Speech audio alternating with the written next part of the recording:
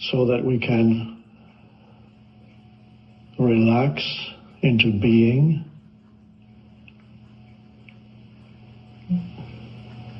Let's go of the idea that we are doing meditation here. So let's get rid of the idea of doing anything right now. Become comfortable with being.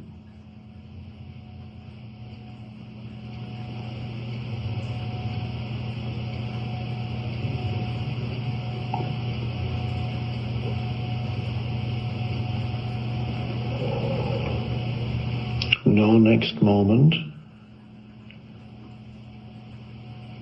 to look forward to or to fear.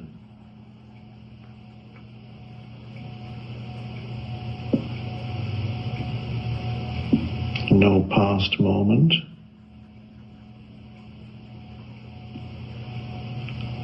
that you need to think about right now.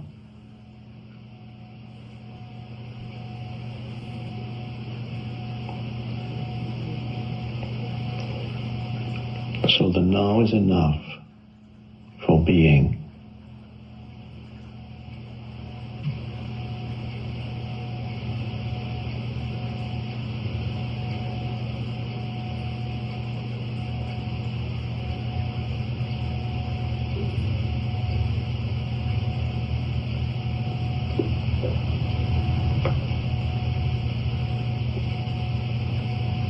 Awareness of being implies transcendence of thinking.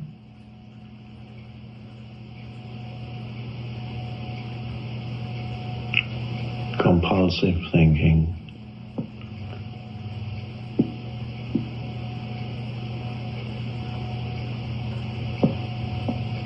And if there are spaces in yourself right now where you are not thinking, then it's working for you and you're not doing anything.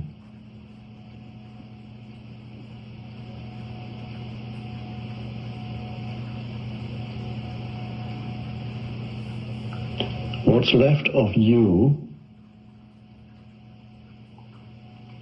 when you don't remember your past and are not thinking about the future?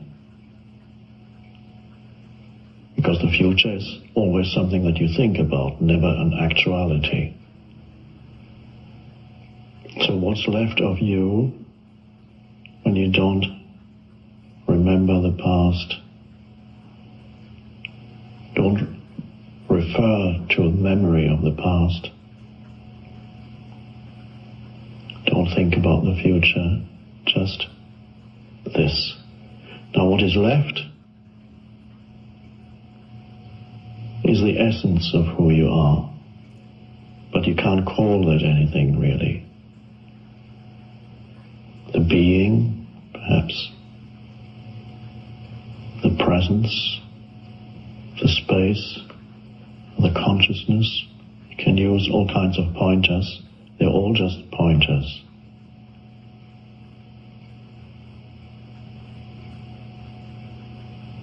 The light of consciousness.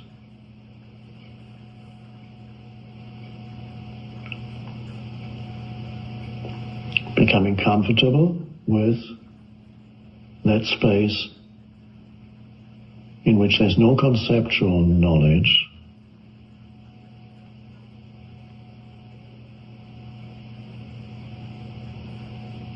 just a presence, formless presence. Can't name it. The moment you name it, you give it form. It is who you are, beyond form.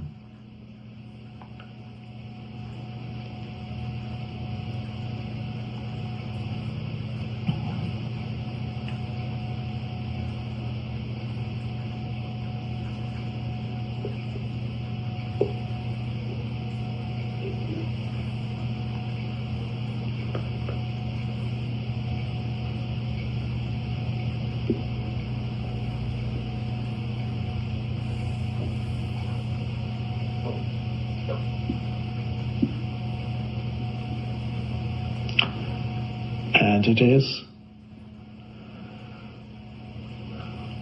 deeply fulfilling. There's a joy in being who you are beyond the form as which you appear. It's the joy of being. Very subtle at first. At first you may not notice it as joy, it's just a space, a spacious presence.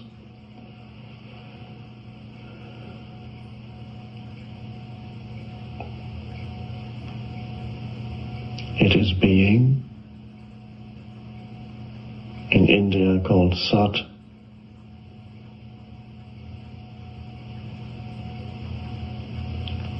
It is consciousness,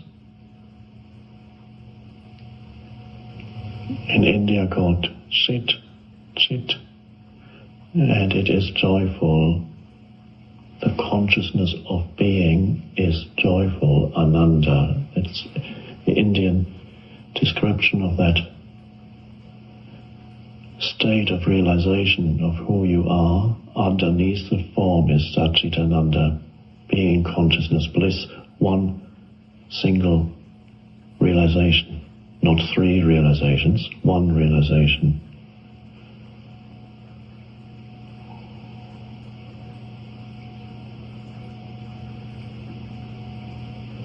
And then in the truest sense of the word, you are enjoying yourself. Not in the superficial sense when people say, go and enjoy yourself. Have a good time. This is different. You're not having a good time, you're having no time.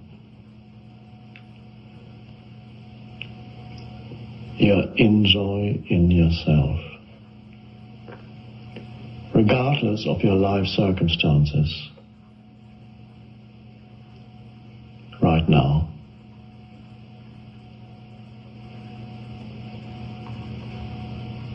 It's not your life situation, it has nothing to do with it.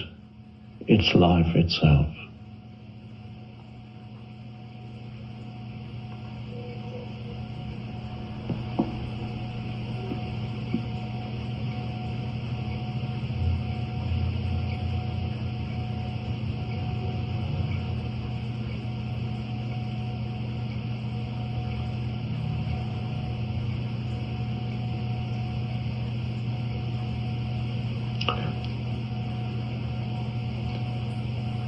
Something that may prevent you from dwelling in this beautiful realization and being consciously rooted in being,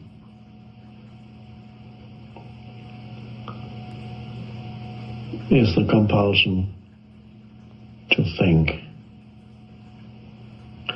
even when it's not needed at all, when life would be more clear, more free, more enjoyable, more alive, without the interference of useless thinking.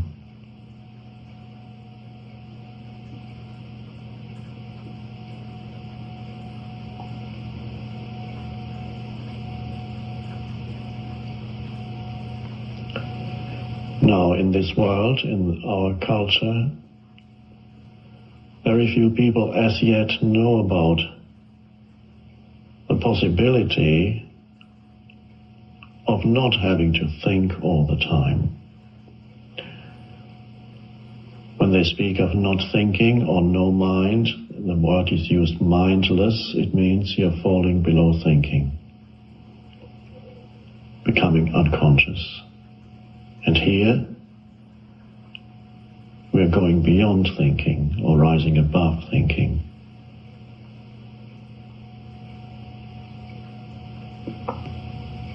A few thousand people in different parts of the planet at this moment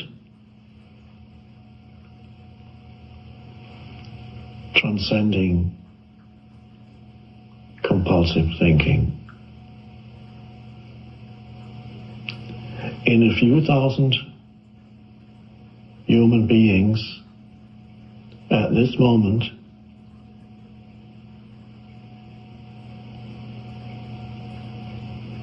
a new consciousness is arising.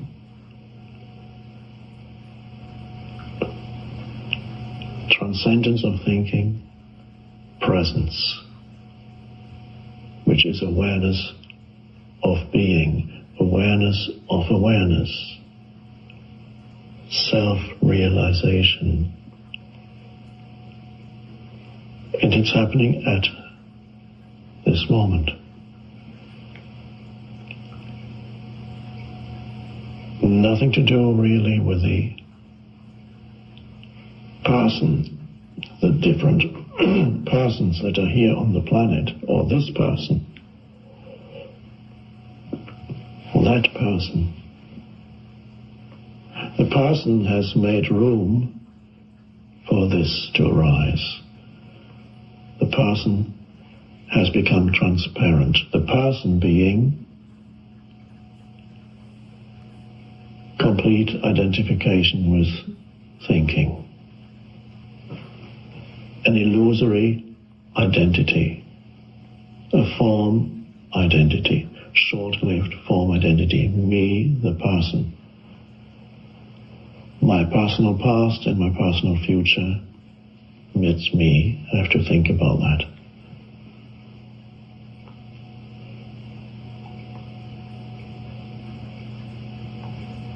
And here, the person subsides. Loses its density because spaces are rising in between thoughts. In that space, the person is transcended, and something else flows through this form. The form becomes an opening for that. A little analogy.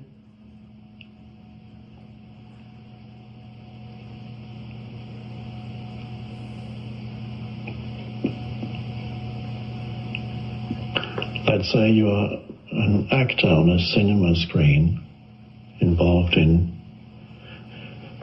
the usual personal dilemma, various dilemmas that are part of being a person who is unaware of the transcendent dimension.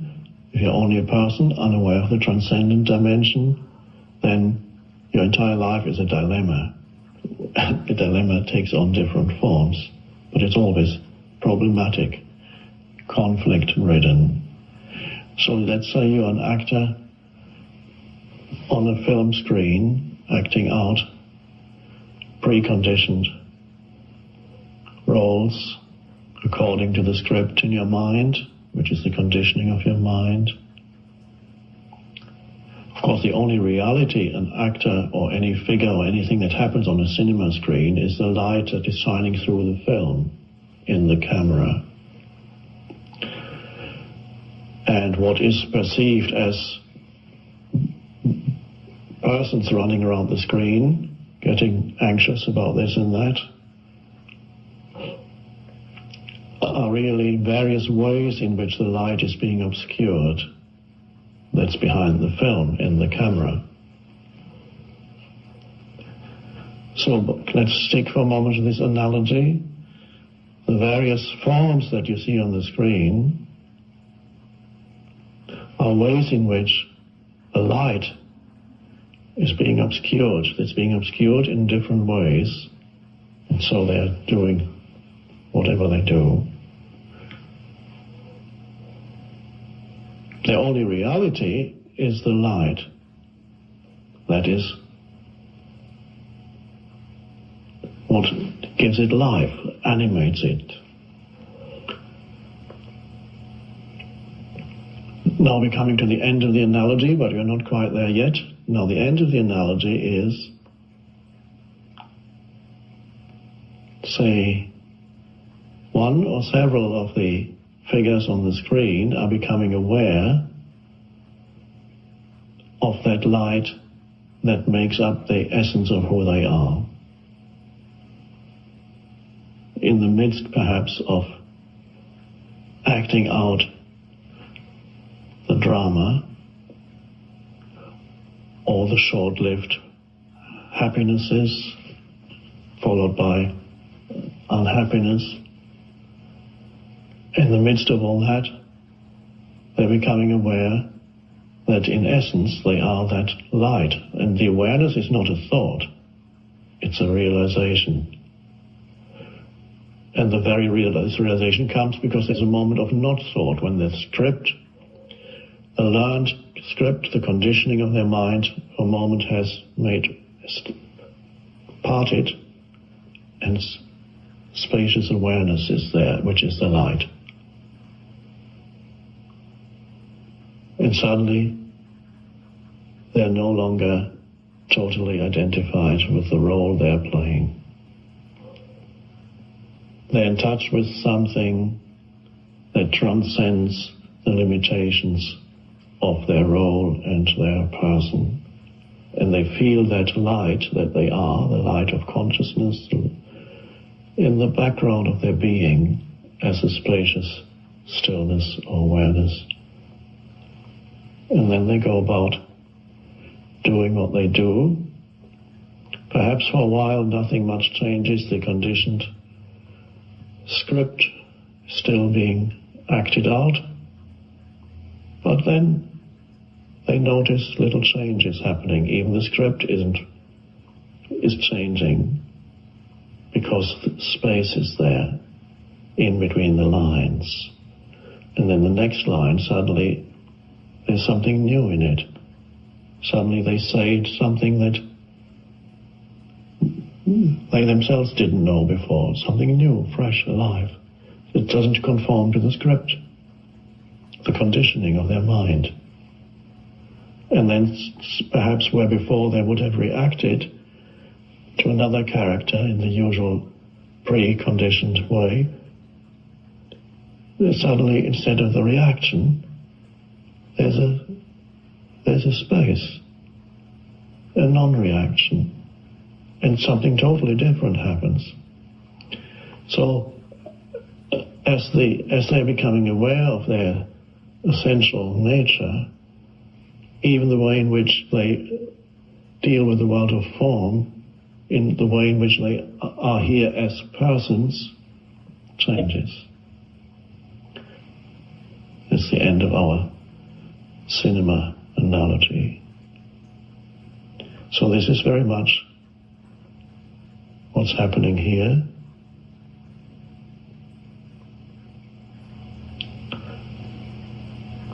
Awareness of the transcendent dimension. Without that, it's a little bit pointless to go on with just the limited, conditioned actor or actress.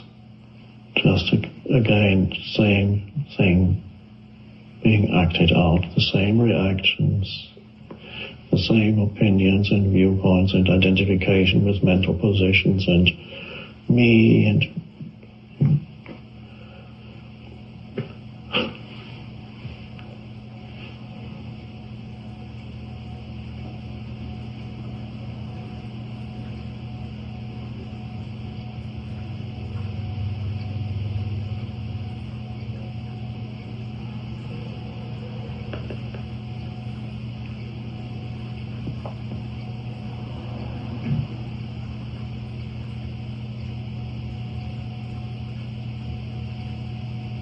now, of course, the secret is to sustain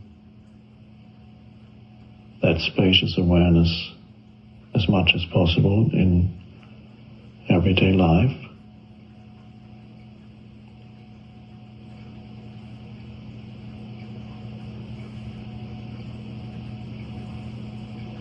Which means,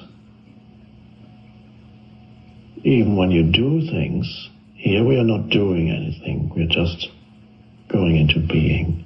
Now, what happens when you start doing again? Doing includes thinking. That's the primordial doing. when you start doing again, is there still an awareness of a background awareness, so to speak, of spaciousness, presence? You're doing here, but not completely lost in it. While you're doing, there's an awareness of being. What is that? Awareness of being. You're aware of yourself, the formless consciousness, aware of awareness.